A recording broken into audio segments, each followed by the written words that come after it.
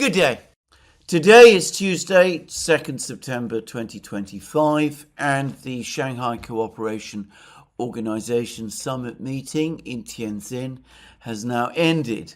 But the meetings that are taking place in China have not. In fact, many of the leaders who attended the meeting of the Shanghai Cooperation Organization meeting in Tianjin, including President Putin of Russia, have now moved from Tianjin to Beijing, where they will now start attending the celebrations of China's victory over Japan in the Second World War. And there's going to be a big parade, and there's already been a meeting between Xi Jinping and Putin, and no doubt there will be other meetings as well.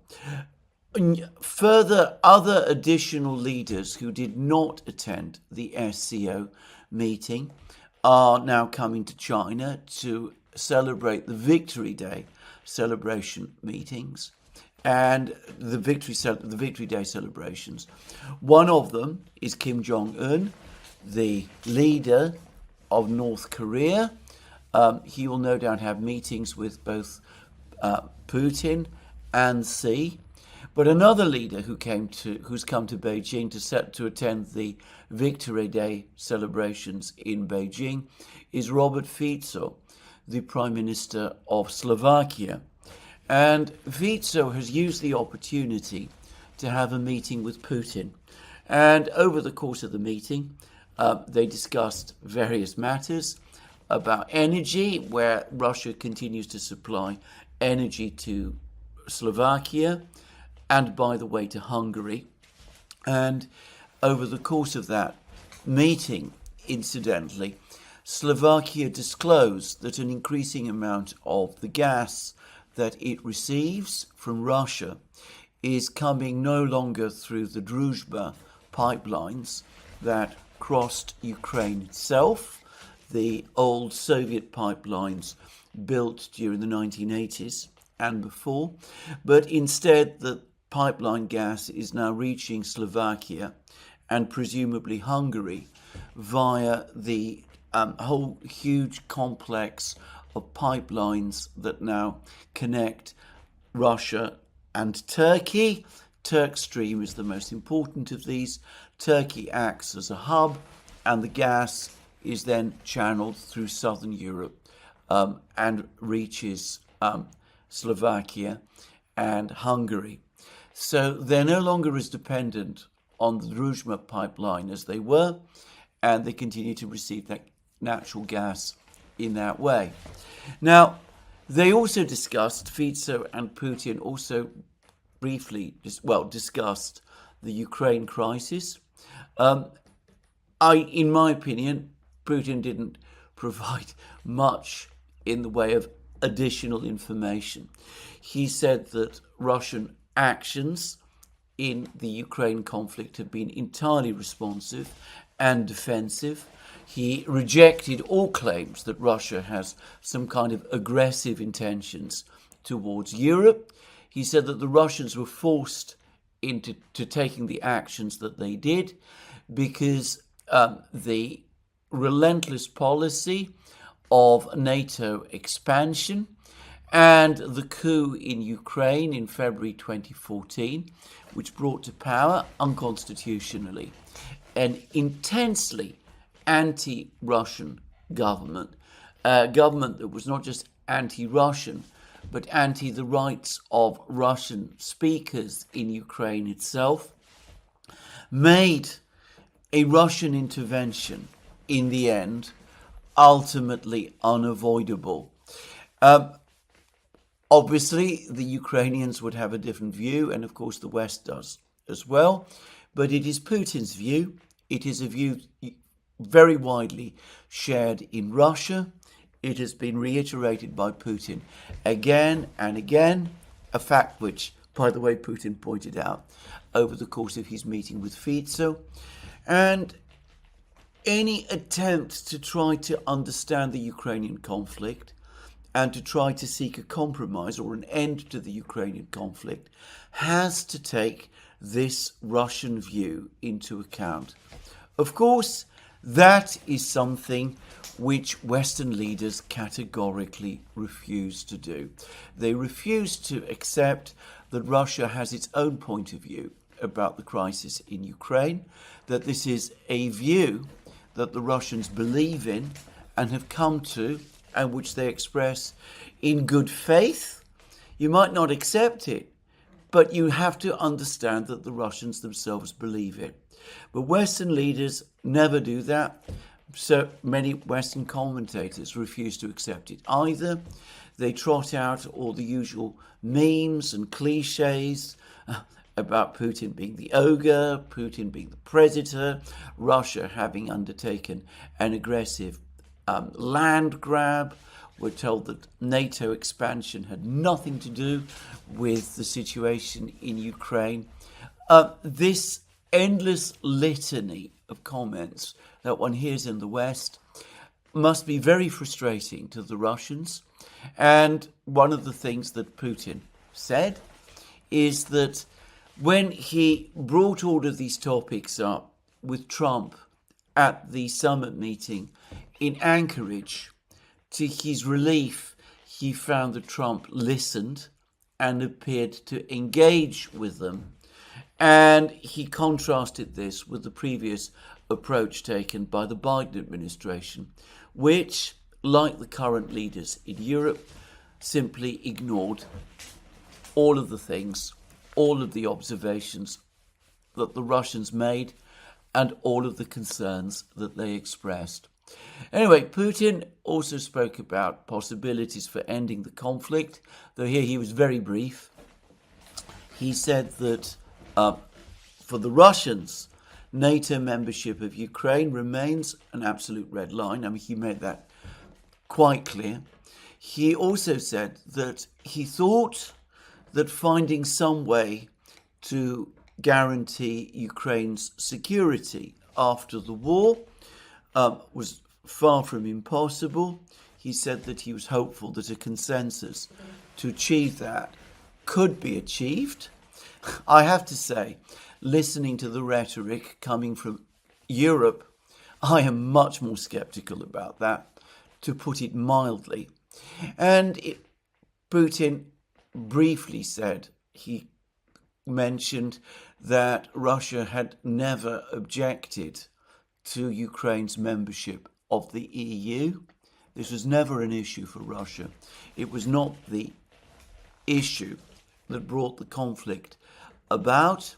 But I noticed that he appeared to be using the passive tense, which I think may suggest that in time that Russian position is going to change. He didn't reiterate or make clear that Russia would never object to Ukraine's membership of NATO, of the EU. He seemed, as I said, to me, at least, to be talking about this as a historic issue. He also said something else, which is about energy, which is, of course, an important issue for the Slovaks, who still get much of their energy from Russia, and for whom the energy, the gas and the oil, is transferred to Slovakia through Russian pipelines, some of which still cross Ukraine. And Putin said that for a long time, the Russians avoided attacks on the Ukrainian energy system, but the Ukrainians did not hold back and did launch attacks on the Russian energy system and on other Russian civilian infrastructure. And that was what eventually caused the Russians to respond with their own attacks on Ukraine's energy infrastructure. Here, I have to say, I think Putin is being economical with the truth. If my memory serves me correctly, Russian attacks on Ukraine's energy infrastructure began in October 2022. And I don't recall that the Ukrainians had launched the kind of sustained attacks on Russia's energy infrastructure in 2022, which admittedly they are indeed conducting now. But what the Ukrainians did do in the autumn of 2022 was plant a bomb on the Kerch Bridge. And there was an explosion on the Kerch Bridge, which is civilian infrastructure, but not, or but if you prefer, dual-use infrastructure, though I don't believe the Russian military uses it very much. But anyway, civilian infrastructure, undoubtedly, but not, as far as I'm aware, energy infrastructure. And Russian missile strikes on Ukraine's energy infrastructure, missile strikes, began shortly after, and the Russians at the time claimed that this was in retaliation to the attack on the Kerch Bridge. I've always felt myself that the Russians, at some point in the summer of 2022, resolved to start launching these attacks on Ukraine's energy infrastructure. Their purpose was primarily at that time to force the Ukrainians to use their air defense system, which at that time was based around the Soviet-era S-300 missile system. And the Russian intention was to deplete that system so as to make it possible for the Russian Air Force to start taking active steps, active action across the territory of Ukraine. An objective which the Russians have mostly achieved, by the way. Now, of course, the Russians back in 2022, 2023 were also, I think, assessing the energy infrastructure.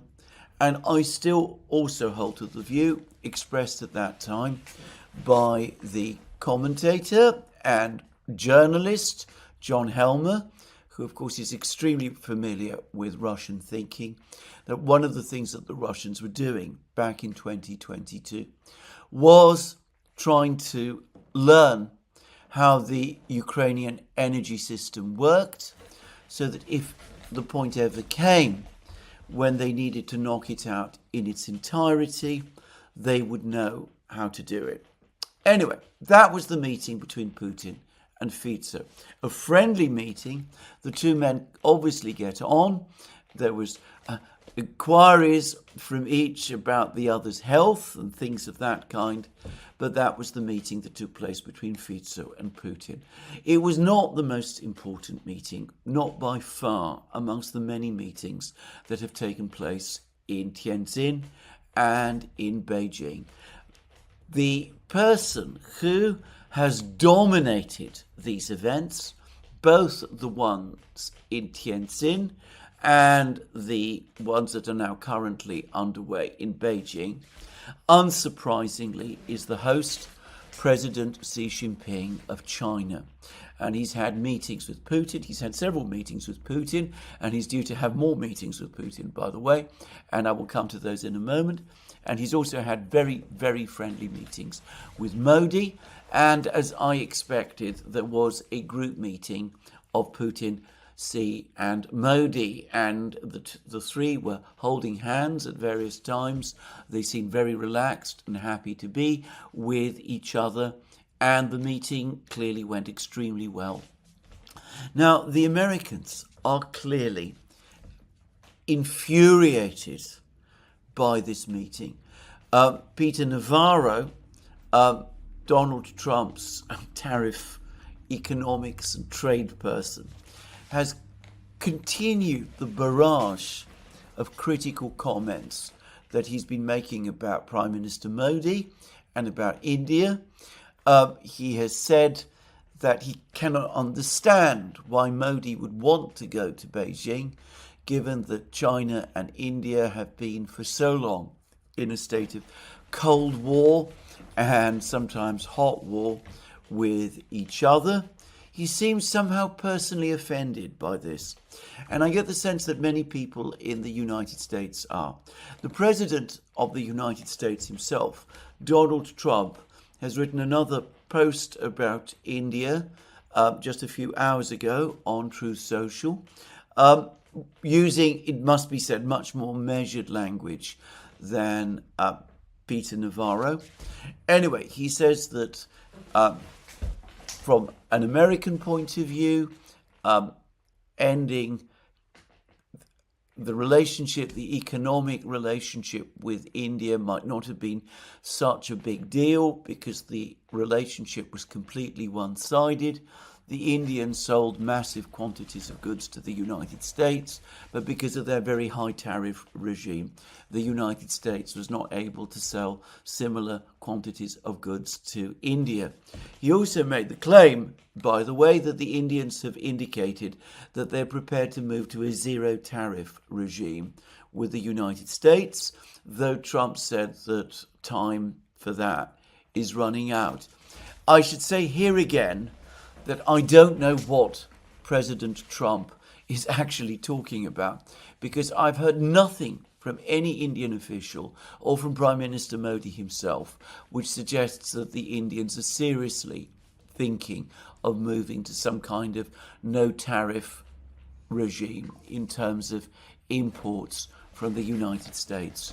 The Europeans, of course, agreed to that, but the Indians have not. And on the contrary, Prime Minister Modi has gone out of his way to say that India will defend the rights of its huge numbers of agricultural producers. This is a non-negotiable issue for him. At least that is what Prime Minister Modi has been saying. Now, there's been a certain amount of commentary, I've noticed, in the media in Britain and in the United States, which is now basically engaging in recriminations about the improvement in relations between India and China. And here I'm going to make a number of observations of my own. Firstly, if two great powers, China and India, two nuclear powers, the world's two biggest countries, decide to bury the hatchet and improve their relations and work towards achieving peace and friendship between them, then I would have thought that that was an unequivocally good thing.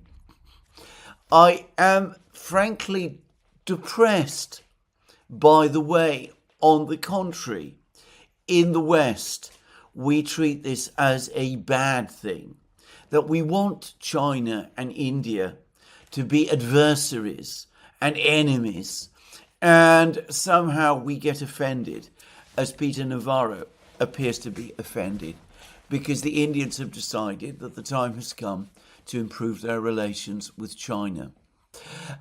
This, to me, is a nihilistic approach to foreign relations, treating everything like some kind of great game instead of looking at what surely are the best interests of humanity, which is that two huge nuclear powers, both China and India are nuclear powers, should move forward to settle their differences and improve their relations. That is one thing. Anyway, the second thing I wanted to say is that going back to the assumption that it is somehow a bad thing for the West if China and India see a deterioration in their relations, there's an enormous amount of recrimination and finger pointing going on, and a lot of the finger pointing is being made towards Donald Trump.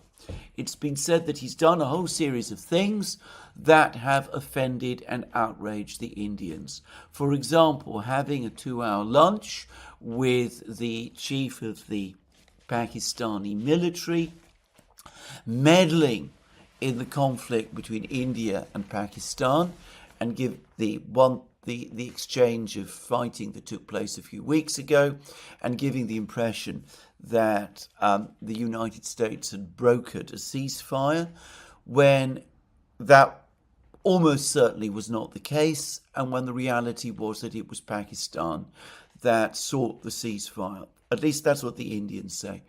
The Indians were extremely annoyed by this, and Prime Minister Modi was extremely annoyed by this, and the Indians have made no secret of this fact. But no one, as far as I can see, seriously denies that the single biggest issue, the event that has caused the relationship, the once very friendly relationship between India and the United States to break down, was the decision of the United States to impose tariffs on India because India was buying Russian oil. And all sorts of people are writing about what a terrible mistake Donald Trump made by doing that, how taking that step misunderstood India completely, and how it has made India move closer to Russia and China. Well, there's been articles about this, editorials in the Financial Times, in The Guardian. There's been an article about this in the Daily Telegraph, and there's been any number of articles about this in the American media as well. And it is Donald Trump's flat-footed, coercive diplomacy which is supposed to be at fault. The fact that he took this decision to impose these tariffs on India is entirely his fault, and he is to blame because India and China are now reconciling. Well, all I would say is all of these media outlets where I've been reading this have been relentless advocates of escalating the economic war against Russia. The idea of tariffing, imposing tariffs on Russia's trade partners, the countries that buy energy from Russia, did not originate, so far as I know, with Donald Trump. It originated with Senator Lindsey Graham and his friend, Senator Richard Blumenthal. They have put forward a bill which is still there in the Senate. It's not yet been voted on, but we're told that 80 senators support it, which would mandate the president, or in its original form, would have mandated the president to impose these massive tariffs on countries that bought oil and gas and other energy products from Russia, including, of course, India itself. And all of these media outlets that I have been talking about, far from criticising this bill, far from criticising Senator Graham, on the contrary, always, invariably talk about Senator Graham with enormous respect. They treat him as an individual of weight and substance and mature and adult judgment, one of the great pillars of American statecraft at this time.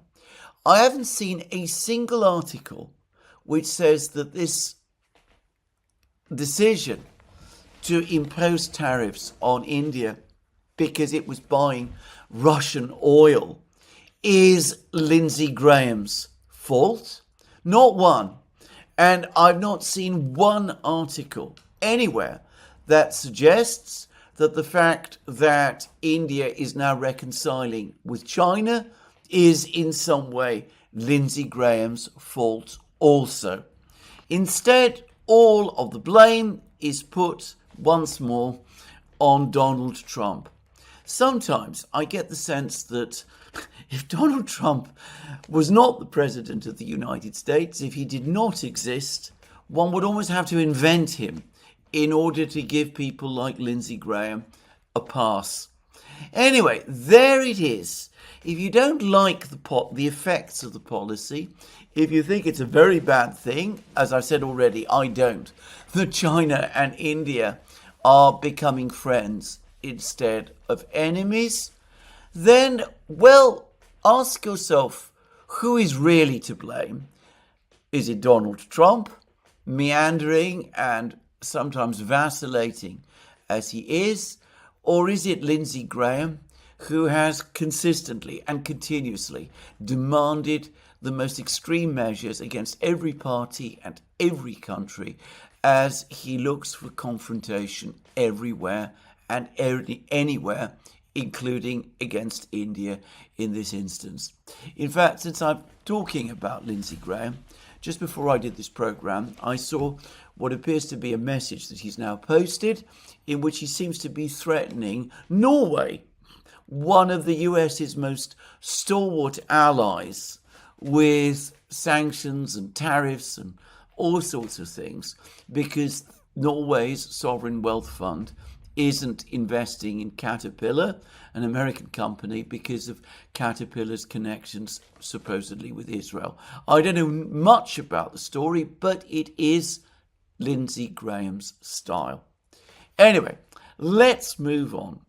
I discussed oil, I was discussing gas, and perhaps the other thing to say about the last couple of days in Tianjin, though it has received minimal coverage in the West, is that China and Russia have now finally signed off on the Power of Siberia pipeline, Power of Siberia 2.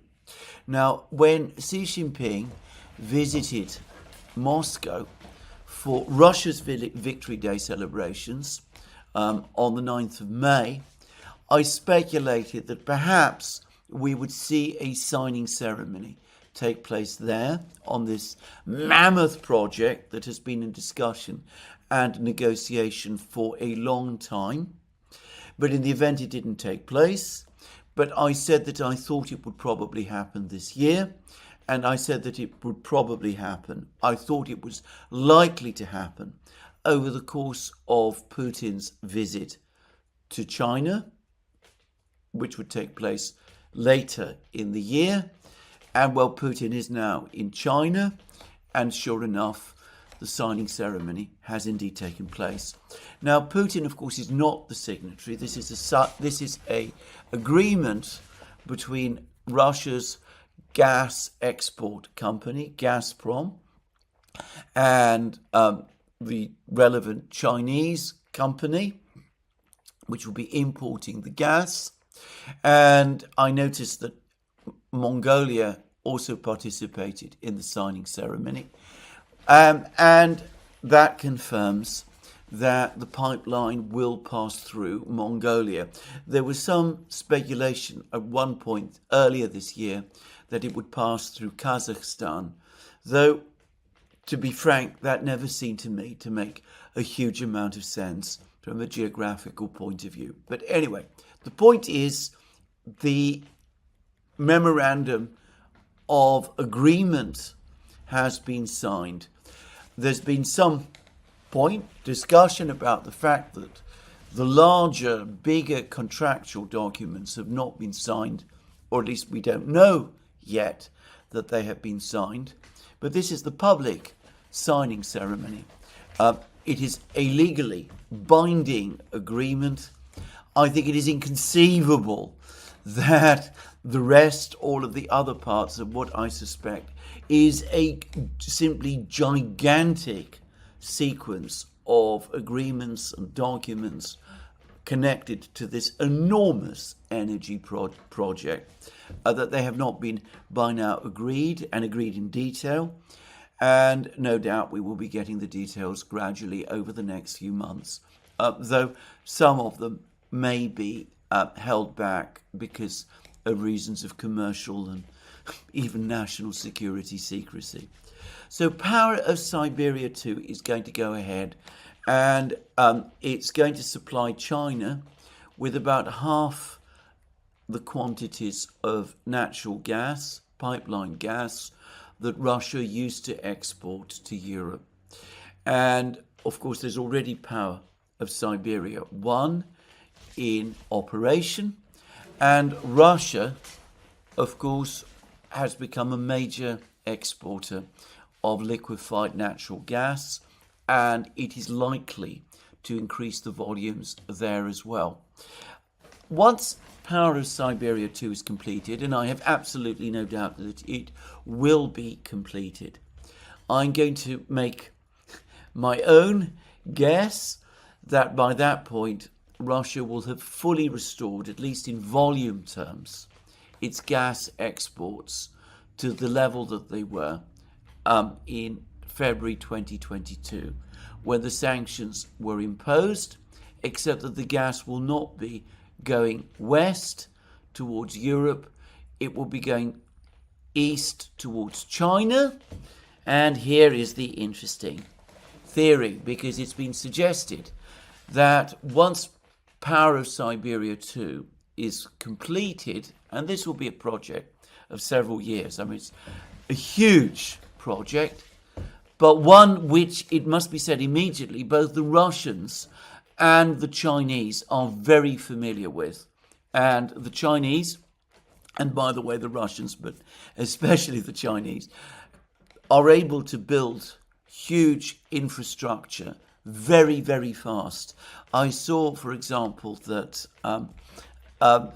China has just recently completed what is, in terms of altitude, the highest bridge in the world, the highest motorway bridge in the world, a staggering engineering achievement in less time than it takes in Britain to build a small motorway bypass. So the Chinese and the Russians will get this done, and they will get this done fast. The scale of the project means it will take years, but not that many years. The idea apparently then is that once Power of Siberia 2 is fully up and running, once China is able to receive the gas in the volumes that it wants and needs, then the 2 gas pipelines to China will be scaled up and expanded. And there's suggestions, I've seen reports, that the gas could then start to flow to third parties, to the Koreas, perhaps, though the Russians would be fully able, I would have thought, to build gas pipelines directly to North Korea, if that was their wish. And in theory, they could then be extended south to South Korea as well. So obviously, geopolitical conflicts make that difficult. But perhaps more importantly, westwards towards India, and perhaps ultimately to India itself, and south perhaps also to Myanmar and to Indochina. Now, that is a colossal project, one which could bind together in an giant energy complex, the whole of Eastern Eurasia. Of course, other countries, Iran, for example, would no doubt want to participate in this as well. Perhaps Qatar too. I mean, one can imagine all kinds of countries wanting to become involved in such a project. But apparently, the preliminary discussions of that are underway. And of course, in the event that a project like this does materialize, and as I said, the scale of it is staggering, then of course it will bind together all of these various different regions and countries, and it will create a community of energy relationships and of course economic relationships also and as well. So there it is, an enormous development, Power of Siberia 2, and it surprises me, by the way, that it has not been given the attention that it has been. One curious aspect, by the way, about the Shanghai Cooperation Organization meeting, which again has also received minimal attention in the West, is that 2 countries made applications to join the SCO, Armenia and Azerbaijan, and both had their requests rejected. India vetoed Azerbaijan's accession, and Pakistan vetoed Armenia's. Russia was not involved, and Putin seems to have had a cordial meeting with the Armenian Prime Minister Nikol Pashinyan. It's not difficult to understand what happened. India is a friend of Armenia's. Armenia is a friend of India. Azerbaijan, by contrast, is a friend of Pakistan's. Each country has annoyed one or the other of the two permanent adversaries, Pakistan and India, and the result is that Armenia got vetoed by Pakistan and Azerbaijan got vetoed by India. Another blow, perhaps more, for the president of Azerbaijan, Ilham Aliyev. More, I suspect, for him than for Pashinyan, whose real interests are with the West, just to say. But Aliyev clearly has wanted to develop relations with China and the Asian states. And he must also be feeling under significant pressure because over the last couple of weeks, the Russians have taken off the gloves and have been attacking energy infrastructure in Ukraine, much of which has a Azerbaijani connection, or in some cases is even owned by Azerbaijani interests. And I think that Aliyev has found that infuriating. Anyway, there we go. I'm not going to spend more time on that. So, Power of Siberia 2 has been signed. And as I said, that is, if one is looking for a concrete agreement, that is perhaps the single most substantive thing that has come out of these summits, of the summits in Tianjin and Beijing so far. Though there is talk again of industry cooperation, and China and Russia do seem again to be moving forward with their wide-bodied aircraft project, which they've been working on for some years, but which was then suspended, work of which was suspended in 2022, but apparently it is now resuming as well. The Russians are proposing that their new big engine, aircraft engine, the P-35, should be used for this project, and it's quite likely, I suspect, that it will be. But the other big statement, position, which was proposed over the course of these meetings is a regulation or declaration about new styles of global governance that was proposed by the Chinese leader Xi Jinping. Now, as with most of these sort of Chinese declarations, I have to say that it's interesting, but it is mostly declaratory. Basically, it comes down to 5 points. States should adhere to the principle of sovereign equality. In other words, all states should be treated as equal. That is, of course, the founding principle of the United Nations and of its charter, just saying. All states should abide by international rule of law. All states should practice multilateralism. All states should advocate the people-centered approach, and states should focus on taking real actions. I mean, it's all very declaratory, and on its face, I have to say it doesn't seem to amount to very much. It's very much the Chinese style, however, to make these very, very broad brush statements to get as many as possible of countries to sign up to them. And all of the countries that attended the SCO meeting have signed up to this one. And then to take this forward and to repeat these 5 principles when having discussions with countries that supposedly are not abiding by them. And of course, the country in question, from the Chinese point of view, the obvious country is the United States. Xi Jinping has already, in coded language, not very thinly coded language, has referred to the United States as a bully. And the Chinese obviously know that the United States cannot and will not accept any conception of sovereign equality. It will never agree that it be put on the same level as other countries.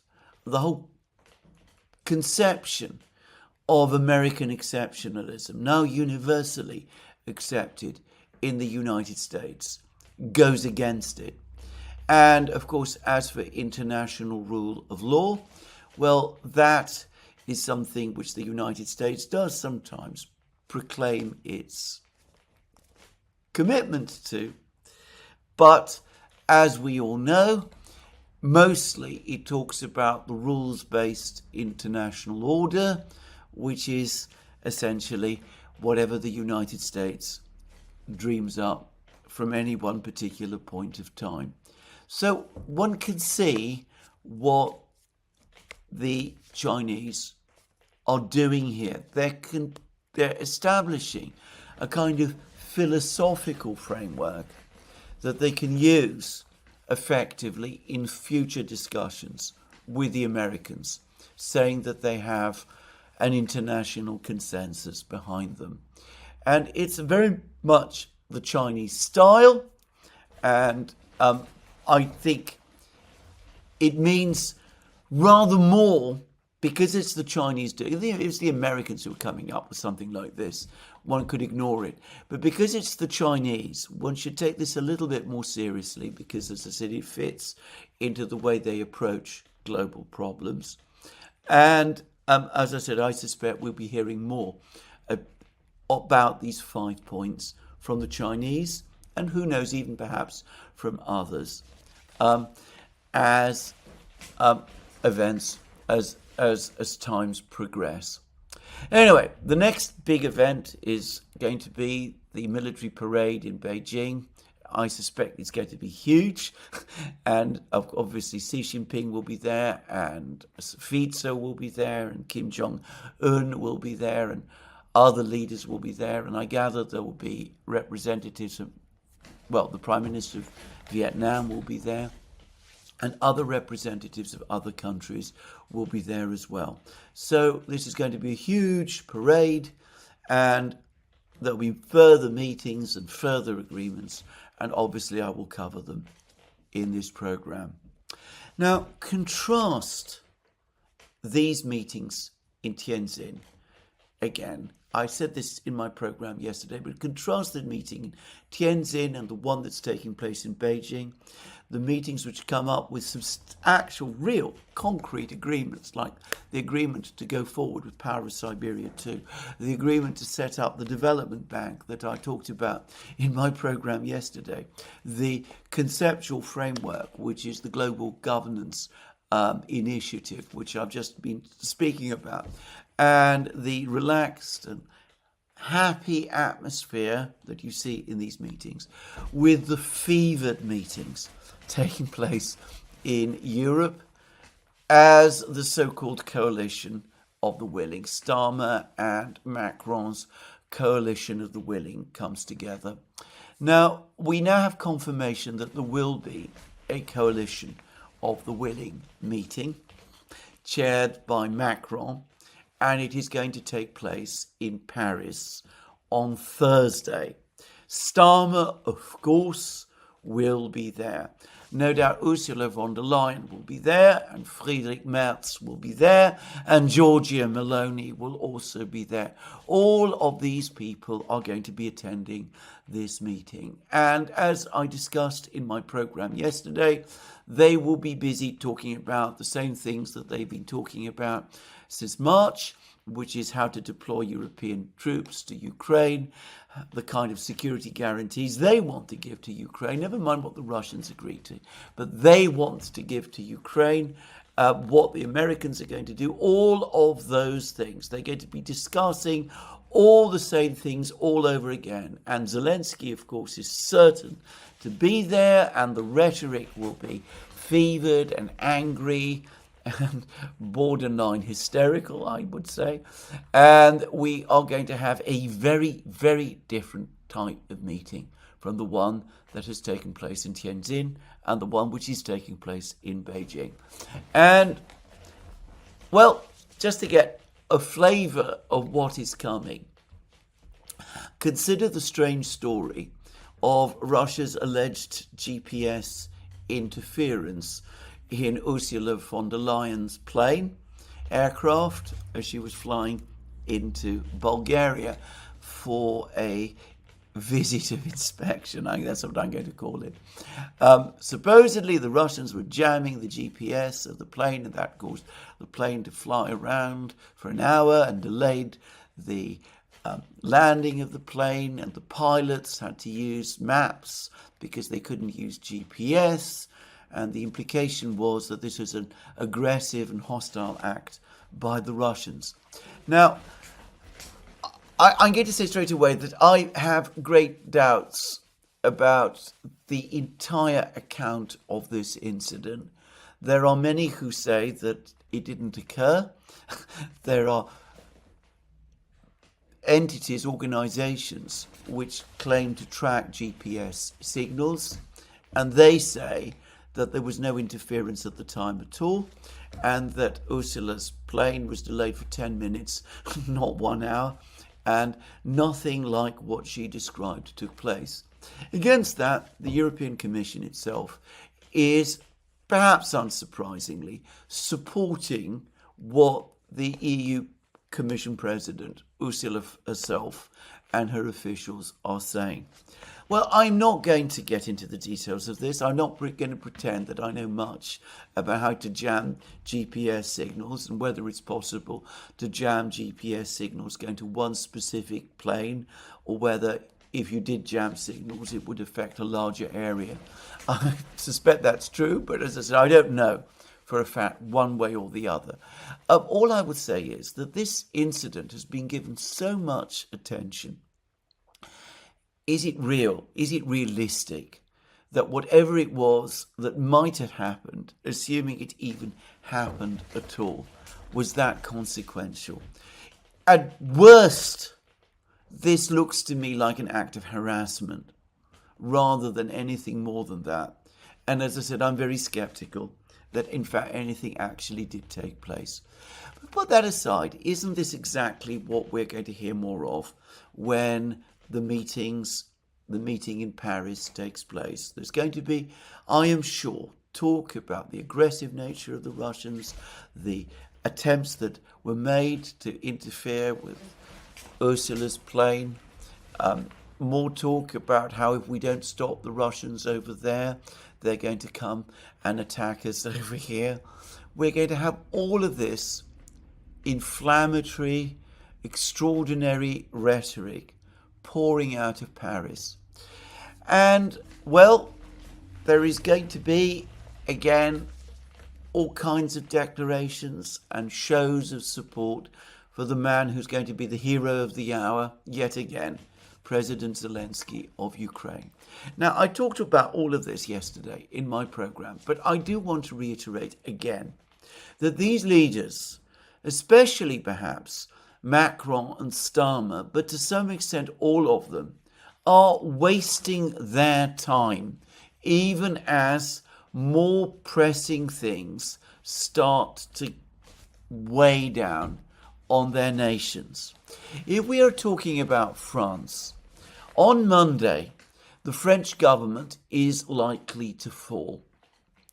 The French socialist leader, Olivier Faure, has now come out and has said that his party will definitely be voting against the budget, Monsieur Barrou's budget, which Monsieur Barrou, the French Prime Minister, has said is a matter of confidence. So if the budget is defeated, Monsieur Barrou is going to resign, and it looks as if it will be defeated and he will resign. Monsieur Faure is now in fact going out and saying that as far as he's concerned, he has only one word to say to Monsieur Barrou, which is goodbye. So the French government looks like it is about to fall.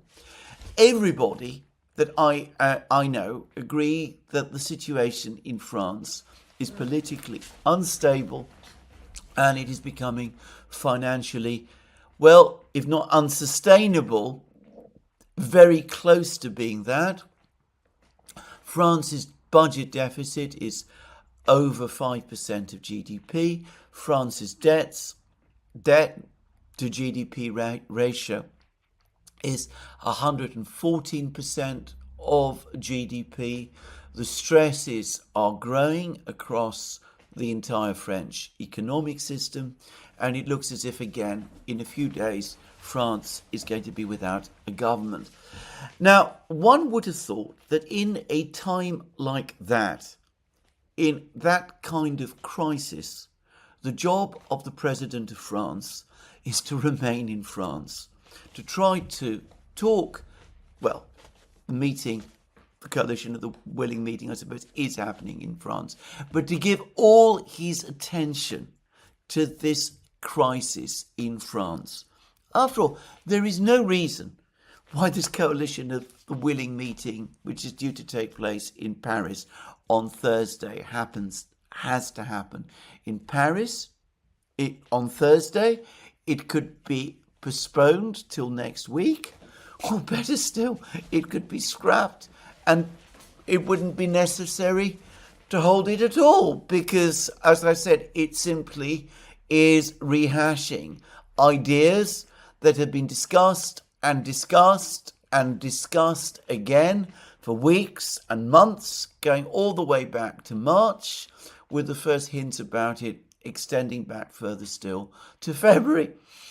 So, isn't it more important that the President of France, the leader of France at this time, focuses on this problem in France? He could be calling in the leaders of the various parties. He could speak, he could actually take steps to do what he has basically avoided doing up to now. He could speak to the two leaders of the two big opposition parties, who between them have a clear majority in the French Parliament, Jean-Luc Mélenchon on the left and Marine Le Pen on the right, and he could call them in and he could talk to them and discuss and see whether there might be some way forward. And he could talk to other members of other parties, and he could consult in the cabinet, and he could address the French nation about the situation, and he could do everything that a president could be expected to do in this situation to try to sort the problems out ahead of this crunch vote on Monday. It's not as if the finance minister of France, Monsieur Eric Lombard, has not actually come forward and said that if the vote fails, if the government falls, if the budget is not passed, there might have to be a referral to the International Monetary Fund, presumably in conjunction with the European Central Bank and the European Commission. In other words, France might need a bailout.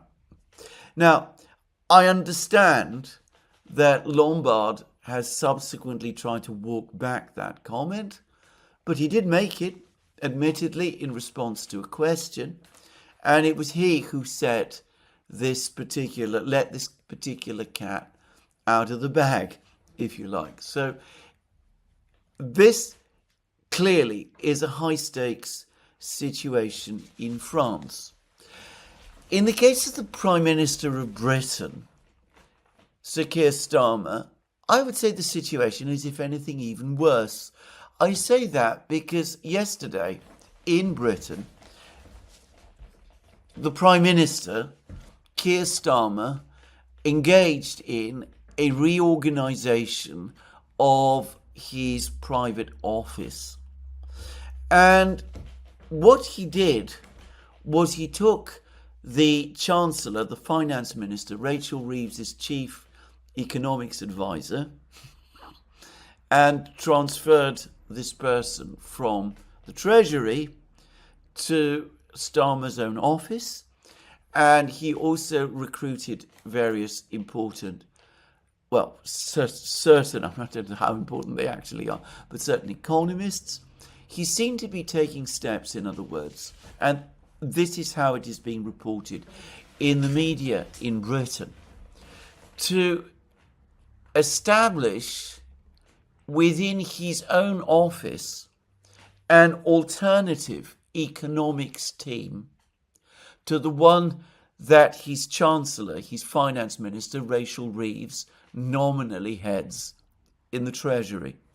So, as of today, we have two separate economic teams in Britain.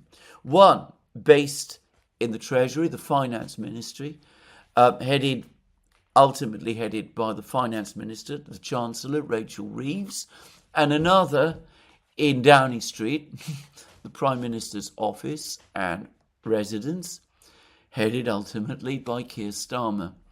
And it's difficult to see this move as anything other than an indication that Starmer is not satisfied with Rachel Reeves' performance. Now, some of you may remember that a couple of weeks ago, after the Starmer government had to retreat on certain proposals made by Reeves, the Chancellor, to cut welfare spending, that there was a moment when the Prime Minister, Keir Starmer, was addressing the House of Commons, and the Chancellor, Rachel Reeves, was sitting next to him, and it was clear that she was in a state of very considerable personal distress as the Prime Minister, Keir Starmer, batted away questions about whether the Chancellor, Rachel Reeves, enjoyed his confidence. And there was a lot of criticism of the Prime Minister at that time for his heartlessness and cruelty towards his own Finance Minister and his failure to support her.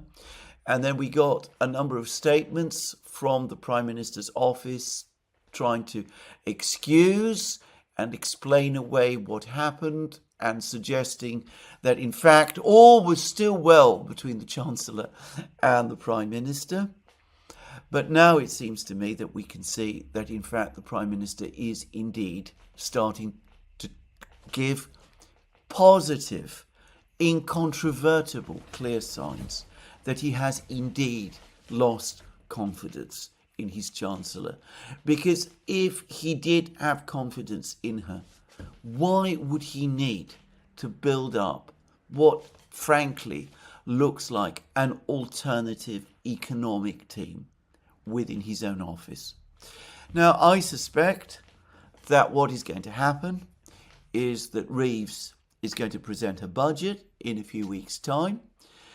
The Prime Minister is worried, correctly, that this budget is unlikely to impress the financial markets, at which point he could quite plausibly hide behind his current economics team and say, well, this is the Chancellor's plan, my people have a somewhat different plan, and you mustn't blame me for any problems in the markets. And, well, now that I have my own team, I can dispense with the services of my Chancellor and can appoint someone else in her place who will follow the plans that my team are working out. That's, I have to say, how it is looking to me.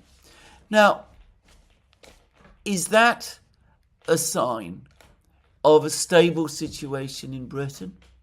There's been talk already from economists about Britain needing to apply to the IMF for a bailout. I've already explained how if there was a financial crisis of that kind in Britain, it would be far more severe than the one that affected Britain in 1976, and there would not be enough funds in the IMF to effect such a bailout, and inevitably the government and the IMF would have to apply to the only country that might notionally have the funds to bail out Britain, which would of course be the United States, the US Treasury Department.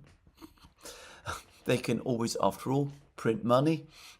If They can do nothing else. Anyway, put that aside.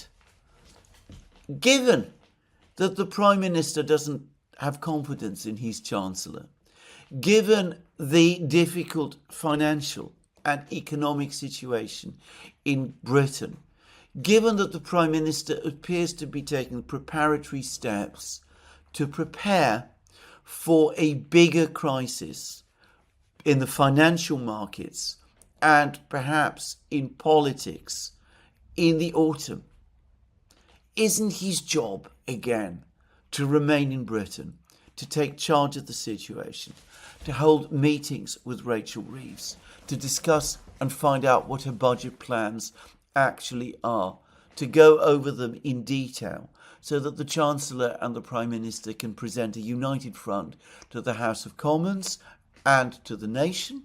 And if that is impossible, if the Prime Minister cannot do that now, shouldn't he simply sack his Chancellor without further delay and appoint somebody who does have his confidence, so that when the budget is prepared, the Prime Minister and the Chancellor can present a united front together?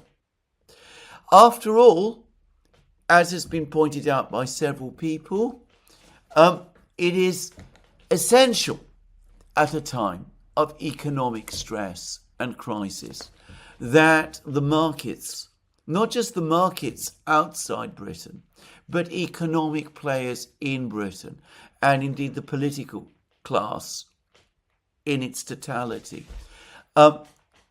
believe that the Prime Minister and the Chancellor, the Prime Minister and the Finance Minister, are united and stand together.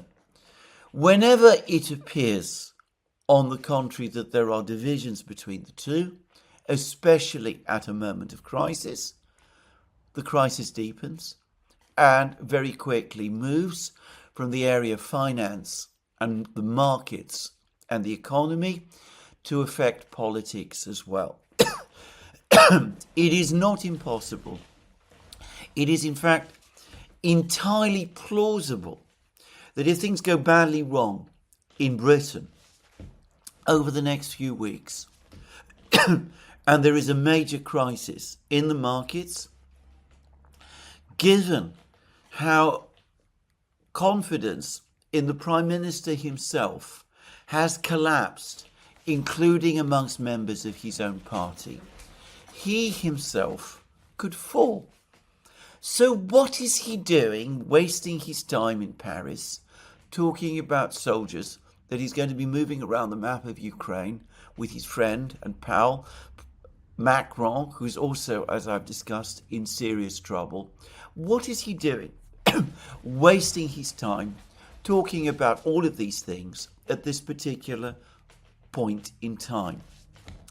Even as I am making this program, British government bond yields, in other words, the money the British government has to pledge to pay to investors who are prepared to buy British government debt, is rising. Bond yields are rising. The cost for the British government of borrowing is growing because confidence is draining away. It is apparently at a 27-year high, and all the indications are, every reason that I know suggests that those bond yields are going to go higher still.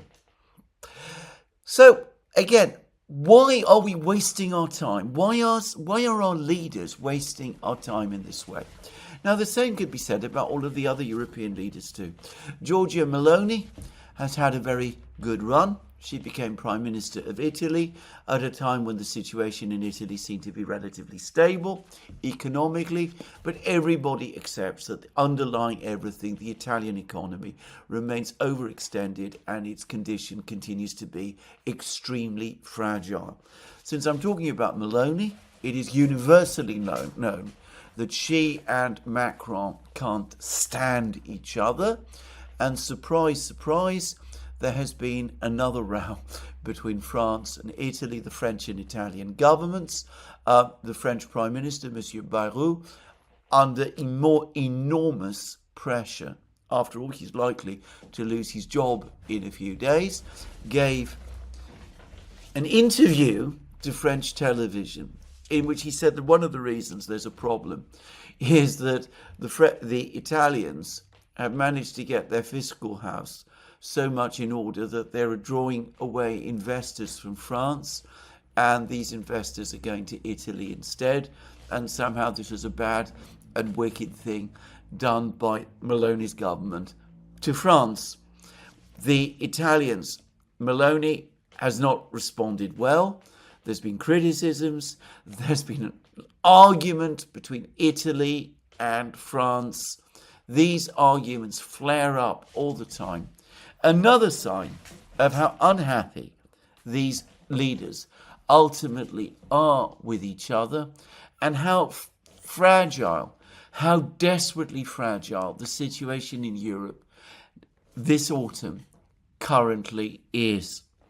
So, as I said, what exactly is it that these people think they're doing on Thursday? I believe there's another meeting, by the way, at a lower level of Europe ministers. This is a EU-only meeting going on in Copenhagen, but discussing exactly the same thing. Ukraine and how to help Ukraine and what more to do in relation to Ukraine and what more weapons to send to Ukraine, weapons that nobody has apparently, but nonetheless we can still talk about them, and economic assistance when we're already in debt. To repeat again, bankrupt economies in Europe, giving money to another economy, the Ukrainian economy, that is far beyond any point of simple bankruptcy. But anyway, we go on doing all of this. I said in my program yesterday that it all seemed to me a little bit like the crew of the Titanic being ordered by the captain to rearrange the deck chairs after the Titanic and the iceberg had already collided. Who can tell me that the situation is not like that in Europe today? And of course in Germany, the big economy of Europe, the great economic driver of Europe, well, things are not yet as bad, but they're going to become every bit as bad before very long. And if we're talking about Friedrich Merz, the Chancellor of Germany, precisely because ultimately it is going to be Germany that is going to have to write the checks if France has to be bailed out. One would have thought that his primary concern at this moment in time is not Ukraine, but at achieving stability in France. He ought to be speaking to his friend, his dear friend, Emmanuel Macron, about this. He ought to be making very clear his concerns about the deteriorating situation in France. That ought to be his primary objective. If we're going to have a meeting of European leaders at all, ought it not to be a meeting looking at the situation in France and perhaps other European countries like Italy and Spain, not about this perennial topic of Ukraine? But no, of course not. Merz talks about Ukraine. He isn't worried about the situation in Europe, the financial situation, the gathering financial crisis there. He is the Chancellor who is going to, keep the Russians at bay. He's going to help Ukraine. His plan ultimately is to exhaust the Russians, or so we're told, to force the Russians to compromise by exhausting them, even though every indicator points instead to it being Europe, including Germany itself, that is becoming exhausted. once upon a time, not that long ago, I can remember times when there used to be European meetings, summit meetings.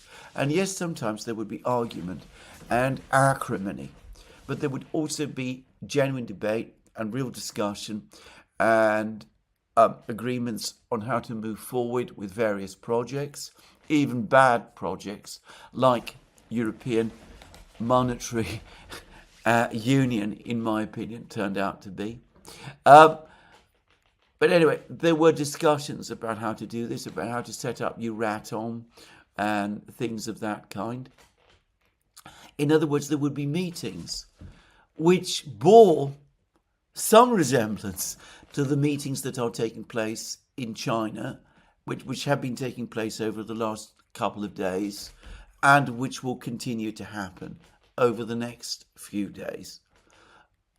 I can remember when European leaders, Giscard, Schmidt, Callahan, Thatcher, used to sit down, Mitterrand, Kohl, used to sit down and talk about serious things and try and work their way forward. When the European Commission was led by effective executives, people like Jacques Delors. Again, I'm not somebody who much agrees with much of what Delors did, but that he was an effective and competent man. Of that, there is no doubt. Look at the situation today. Look at the extraordinary escape from reality that is taking place in Europe. And tell me that the European people, who are the responsibility, the true responsibility of these leaders, are being properly served. Well, anyway, let's now turn to that topic, which of course all of these leaders are supposed to be so anxiously discussing with each other, which is the conflict in Ukraine. Well, there's been an enormous amount of excitement, or perhaps alarm, in Ukraine because the Russians published a photograph of the Russian military chief and chief of the general staff, Valery Gerasimov, sitting behind a desk in an office. It's assumed that it is his office, but it's not clear where this office is located, whether it's in the general staff building in Moscow or, as I know some believe, in the headquarters of the special military operation in the southern Russian city of Rostov-on-Don.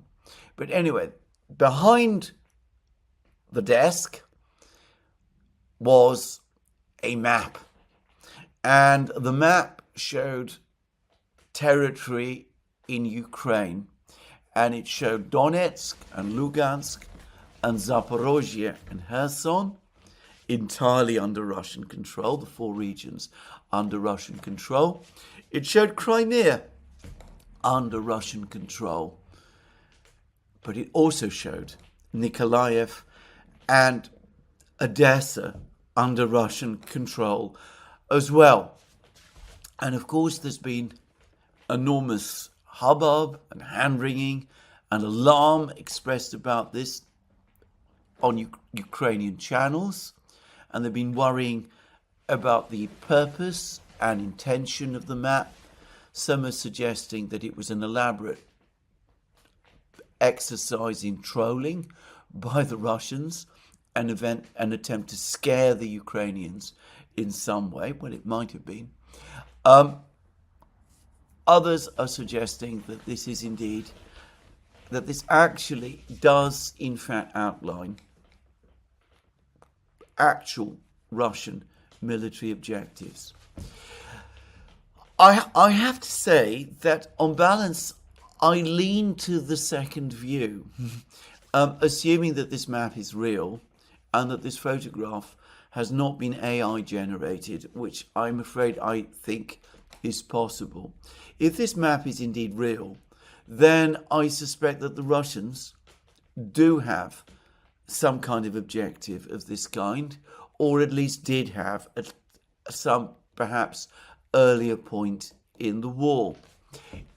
If there is no agreement, if there is no settlement within the next few months in Ukraine, if the Russians take control of the entire territory of the four regions, as they will, and the Ukrainians nonetheless continue to take the same stance that they're taking now. They refuse to recognize the four regions as Russian. They refuse to recognize Crimea as Russian. They insist that all of this territory must at some future time be returned to them. They insist on their right to join NATO. They continue to take the hardest possible line on the rights of Russian speakers or the Russian Orthodox Church in Ukraine itself. They refuse to scale down the size of their armies or to place any restrictions on the weapons it can buy, and they continue to insist on the most extravagant and inflated security guarantees that are on offer. Well, in that case, the war could continue, and in fact, probably will, or undoubtedly will continue. In which case, I think it is highly likely, especially if the Russians do capture the city of Zaporozhye, that capture the city of Zaporozhye and recapture the city of Kherson on the west bank of the river, of the Dnieper, that they will indeed make Odessa and Nikolaev future objectives.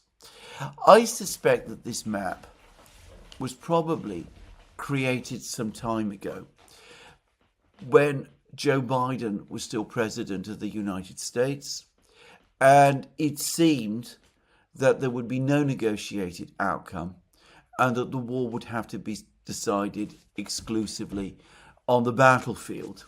Then Donald Trump came along and everything changed, and it looked like we would have some kind of negotiation. And, well, as we saw from his conversation with Robert Fico, which I just discussed earlier in this program, Putin still appears to think that a possible negotiated outcome of the war is still an eventuality that might happen. But if it doesn't happen, then I do believe that, as I said, the objectives set out in this map, which I suspect were earlier objectives, will be revived again. To repeat once more, I believe that following certain comments made by the Russian Foreign Minister Sergei Lavrov over the course of an interview he recently gave to the Russian media, if there is a negotiated settlement, the Russians will bring up again the topic of federalization, and they will insist that Odessa and Nikolaev be granted substantial autonomy, which will enable them to realign their policies closer to Russia. If there is no negotiation, then the war will continue. The objectives will probably be the same as are set out in the map, and the Russians will move and advance and will occupy Odessa and Nikolaev as well once they have reached the river and then crossed it, which, it must be said, is still some time away. So I would just finish by saying this on this issue. If the Russians do cross the river, if they do occupy Odessa and Nikolaev, then Ukraine's brief history as an independent state is effectively ended, because a Ukraine which has lost control of the Dnieper and which is cut off from the Black Sea is no longer viable as a fully sovereign, independent state. It would be so dependent, in fact, on Russian goodwill that it is difficult to see how it could avoid becoming a full-out Russian ally, vassal, satellite, whatever it is you want to call it. So that's something that the Ukrainians perhaps ought to bear in mind, though at the moment, it must be said, they show no sign of doing so. Zelensky, as I said, will be in Paris on Thursday, begging again for more weapons and more money. He will be demanding more sanctions, including sanctions and tariffs against India and China. I spoke previously about Lindsey Graham's responsibility for the foreign policy debacle in the relationship between India and the United States, and the burgeoning relationship between India and China. But of course, another person who bears massive responsibility is Zelensky himself. And of course, he will not learn from this. He is incapable of doing so. Meanwhile, as I said, the war continues. And there's been more news from the Pokrovsk front lines, and the cumulative evidence strongly suggests that the Russians are now making significant headway inside Pokrovsk itself. There are suggestions that the entire Ukrainian defense in central Pokrovsk has now fully collapsed, that the Russians have not only cut the E50 road, but that they have reached the railway, and that the Ukrainian defense in Pokrovsk, which it's clear has been disorganized for some time, is in the process of breaking down. There's also been more reports of more Russian advances in Liman, and I've seen some extremely bitter pieces on the Ukrainian internet about what looks like a catastrophe that has played out north of Siversk in the Serebyanka forest, though there is still no information about the fighting inside Siversk that Gerasimov said was already taking place. Now, there's also been some information of significant Russian advances in the Zaporozhye area and of Russian attacks from multiple directions, which appear to be focused on the southern town of Orekhov. Orekhov is the linchpin of Ukrainian defenses in Zaporozhye region. If the Russians were to capture it, the only significant populated center in Zaporozhye region outside Russian control would be the city of Zaporozhye itself. And Zaporozhye city would, in that case, be, in effect, under siege. And I am not sure that it is defendable, just to say. There are some claims that the Russians have achieved a serious breakthrough in the fighting around Orekhov, the advances that they're making towards Orekhov from the south, and of course they continue to advance towards Orekhov from the east as well. But it's the fighting in Pokrovsk, Konstantinovka, which remains the most important. Redovka yesterday, which has been consistently right about the situation in the Pokrovsk area, says that the Russians have now surrounded a battalion of Ukrainian troops, around 300 men, in Zoloty Kolodiez, and that they've also achieved effective encirclements of groups of Ukrainian troops north of Pokrovsk in a village called Volnoye, and also in Sharkovo, where the Russians, by general acknowledgement, appear to be closing in.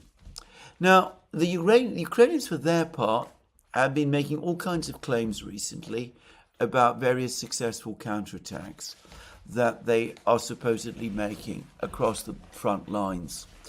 And they've been publishing videos which supposedly verify or corroborate these counterattacks.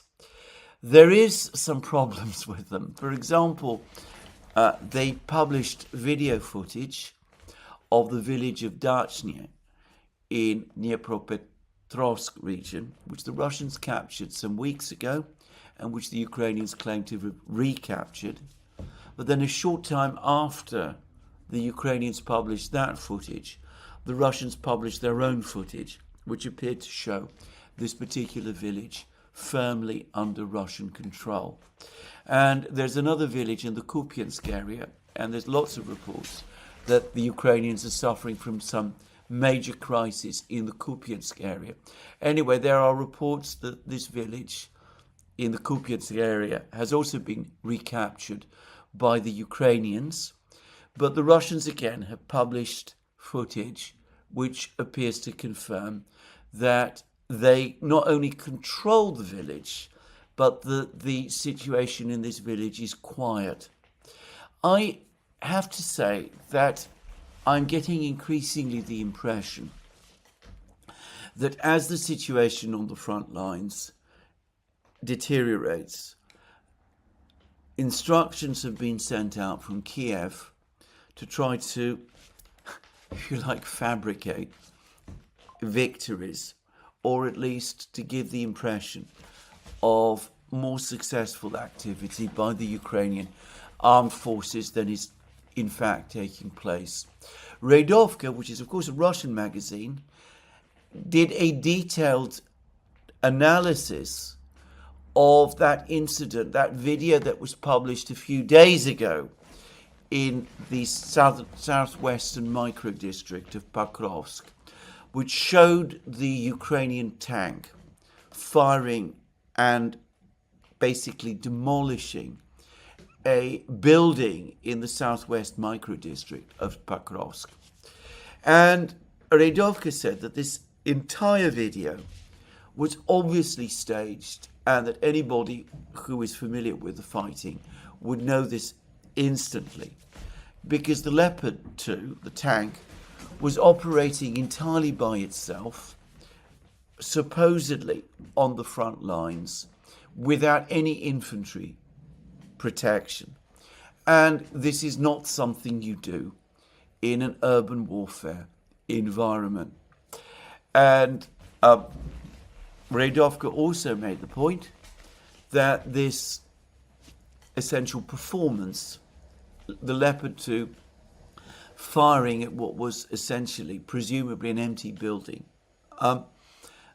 ultimately came at a heavy cost for the tank crew, because as the Leopard 2 pulled back, it was tracked by the Russians and was of course destroyed by them using drones in central Pokrovsk. Now, I found the Radovka rebuttal of this video very convincing, and I have to say it reinforces a sense I've been having for several days that many of these counterattacks that the Ukrainians are claiming have little real reality behind them. They claim, for example, to have recaptured another village in the West Donbass area, a village that seemed to be well behind Ukrainian lines, where nobody would expect the Russians to be. They said the Russians had stormed the village, then the Ukrainians carried out a successful counterattack, then the Russians were pushed back, and the village is back under Ukrainian control, and the Ukrainians were successful. They're now saying that there were only 4 Russian soldiers involved, 4 Russian soldiers supposedly occupying a whole village. I wonder whether in truth there were any Russian soldiers there at all. Just saying. Anyway, that's what I think. Perhaps the main focus is Pokrovsk, though judging from what Gerasimov was saying a few days ago, the situation for the Ukrainians in Konstantinovka, Siversk and Kupiansk is probably every bit as bad. But it does look as if the situation in Pokrovsk is becoming more critical for the Ukrainians. And, well, it's a biggish place. Its population used to be, before the war, in happier days, 85,000. So we're not talking about exactly a small town. And there's no verified proof that the Russians have crossed the railway line into northern Pokrovsk yet. But if all of these reports are true, then the Ukrainians are facing an operational crisis.